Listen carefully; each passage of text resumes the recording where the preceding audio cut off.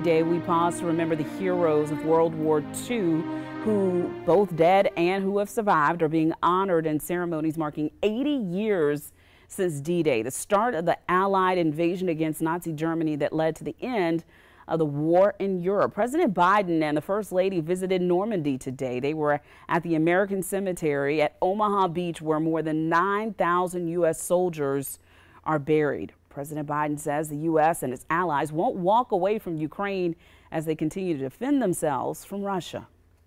We're living in a time when democracy is more at risk across the world than any point since the end of World War II, since these beaches were stormed. Russia was not invited to the commemorations, even though it was a key ally during World War II because of its war currently against Ukraine.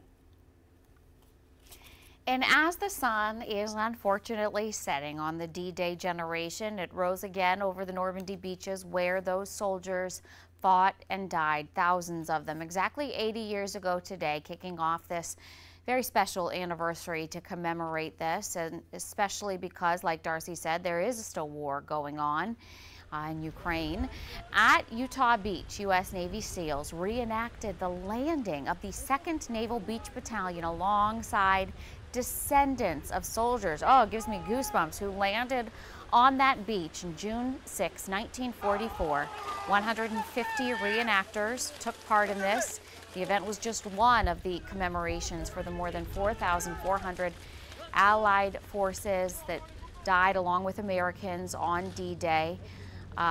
One of the soldiers from the Palmetto State talked about his experience.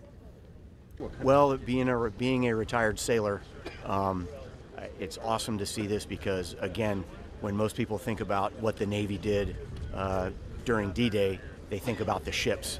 But there were many sailors that came ashore and supported the Army getting ashore and then continuing on with their mission. Well, lots of events, like we said. There was events in Normandy, events here back at home to commemorate this largest ever land, sea, and air armada that punctured Hitler's defenses in Western Europe and helped precipitate his downfall 11 months later. Everyone calls it the beginning of the end of World War II.